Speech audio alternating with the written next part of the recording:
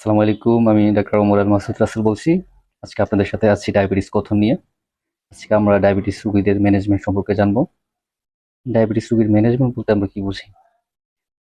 Diabetes রোগীদের এমন কিছু পরিবর্তন, এমন কিছু সংযোজন, যেটা করে আমি ডায়াবেটিসটাকে নিয়ন্ত্রণ রাখতে পারবো।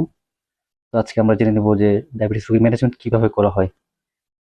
ডায়াবেটিস রোগীদের ক্ষেত্রে আমি যদি ডায়াবেটিসকে কন্ট্রোলে রাখতে চাই, আমার আয়ত্তে রাখতে চাই, সেক্ষেত্রে আমাকে একটা জিনিস মাথায় রাখতে হবে। আজকে থেকে একটা জিনিস মাথায় গেঁথে নিতে হবে আমাকে, যে ডায়াবেটিস রোগীদের ক্ষেত্রে ৩টা জিনিস ফরজ।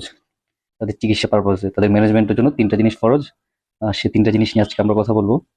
আমাদের মাথায় তাহলে আমরা ঢুকিয়ে নিই যে ডায়াবেটিস রোগীদের যদি আমরা কন্ট্রোলে রাখতে চাই, ডায়াবেটিস নিয়ন্ত্রণ রাখতে চাই, ডায়াবেটিসকে আমার কথা আমি শোনাতে চাই, আমার মতো করে রাখতে চাই, সেক্ষেত্রে ৩টা ফরজ আমাকে মেনে চলতে হবে। তাহলে আমরা ১ নম্বর ফরজ কি? ১ নম্বর ফরজ হচ্ছে আমাকে অবশ্যই খাদ্যাভ্যাস পরিবর্তন করতে হবে। ডায়াবেটিস রোগীদের ক্ষেত্রে অনেক গুরুত্বপূর্ণ এই বিষয়টি, যে খাবার পরিবর্তন নিয়ে আসতে হবে। খাবার পরিবর্তন মানে এই নয় যে খাবার ছেড়ে দিতে হবে, অবশ্যই খেতে হবে, কিন্তু হিসেব করে খেতে হবে, নিয়ম মেপে খেতে হবে। দ্বিতীয় ফরজটা কি? ২ নম্বর ফরজটা হচ্ছে যে ব্যায়াম। হ্যাঁ, আপনারা ঠিকই শুনতে পেয়েছেন। ডায়াবেটিস রোগীদের নিয়ন্ত্রণ রাখার ৩টা ফরজের মধ্যে দ্বিতীয় ফরজ এবং অন্যতম একটু গুরুত্বপূর্ণ ফরজ হচ্ছে যে ব্যায়াম।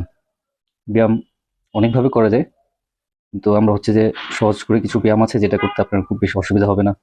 খরচের বিষয় নিয়ে, কোথাও জিমে যাওয়ার বিষয় নিয়ে আমরা পরবর্তীতে ভিডিওতে আমরা ব্যায়াম, খাবার এসব নিয়ে বলবো।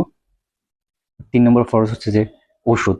ওষুধ মুখে খাওয়ার ওষুধ হতে পারে, চামড়ার নিচে দেওয়ার ইনসুলিন বা অন্য কোনো ওষুধ হতে পারে। সেটা হচ্ছে ৩ নম্বর ফরজ। তাহলে আজকে আমরা জানতে পারলাম ডায়াবেটিস রোগীদের ৩টা ফরজ আছে। ১ নম্বর ফরজ হচ্ছে খাদ্যাভ্যাস, ২ নম্বর ফরজ হচ্ছে যে ব্যায়াম, ৩ নম্বর যেটা হচ্ছে যে খাদ্যাভ্যাস।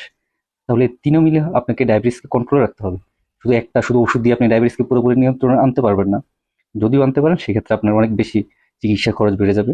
কিন্তু আপনি যদি ৩টা জিনিস নিয়ে ডায়াবেটিসকে নিয়ন্ত্রণ রাখতে চান, অবশ্যই আপনার কম খরচে সবচেয়ে সহজভাবে, সুস্বাস্থ্যকরভাবে আপনি ডায়াবেটিসকে নিয়ন্ত্রণ রাখতে পারবেন। আমরা পরবর্তী ভিডিওগুলোতে আমরা খাদ্যাভ্যাস, ব্যায়াম নিয়ে আলোচনা করবো। আজকের মতো এতটুকুই। ধন্যবাদ সবাইকে।